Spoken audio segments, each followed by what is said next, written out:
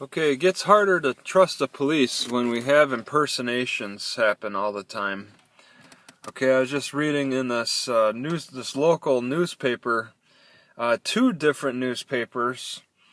One said a phone scammer operation was going on in Los Altos, California, which is not far from San Jose, and they said that nobody got scammed yet. But then I look over at the other newspaper, and a 33-year-old man got scammed out of $970.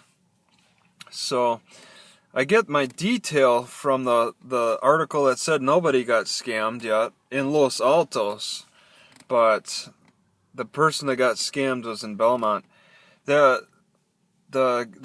The criminals are using a spoofing device to make the caller ID look like it's coming from the cop's office. I don't get called. I don't have a cell phone myself, so I don't have that problem. I'll get the email scams, but I mean, I don't recall having ever fallen for those. But how do you trust the cops when that happens? Okay, the cops say, "Oh, we never will call you and solicit money," but I've had cops. You know, cops are supposed to be following the law in general, but I have cops that tell me I need to show me my ID, or it's a crime, even when no crime has been committed beforehand. Okay, I've had cops erase my videos. Okay, cops will never call you for money. Well, cops should never be telling you that you're committing a crime if you don't identify yourself. Okay? So how do you really trust the cops with that? It has to fall back on your awareness of your rights. Okay?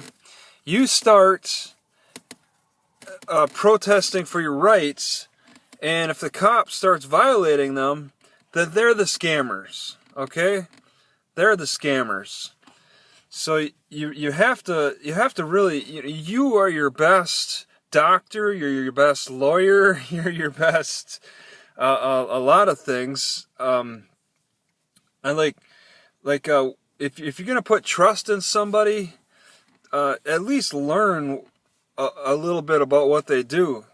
All right. For example, this is a little different, like having brakes repaired or replaced.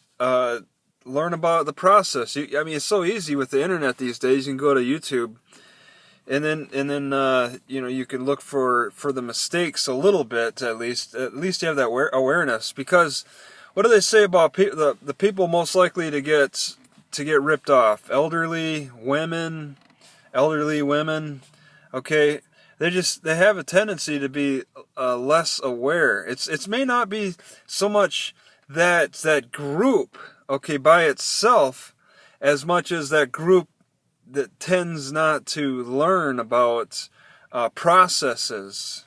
Okay, so asking questions, asking what's going on, who are these people, and all that. Just find out their background. I like to ask their questions back at them, especially when I think they're just such ridiculous questions. Sir, may I have your bank information? What, may I have your bank information? Just putting up that front and getting their information, making them give you their information, okay? You want a fair trade in the exchange. Otherwise, you're the victim. If you're just going to answer questions and do what you're told, you're the victim. You have to turn it around so that be an American, because that's what our founding fathers have fought for us to be able to exercise, is asking those questions in return. What's going on? So the cops are going to sit there and explain, "Oh, we don't do it that way," but there's a lot of things they're not supposed to be doing that way. All right, their enforcement methods are there to serve their agenda. Okay, it's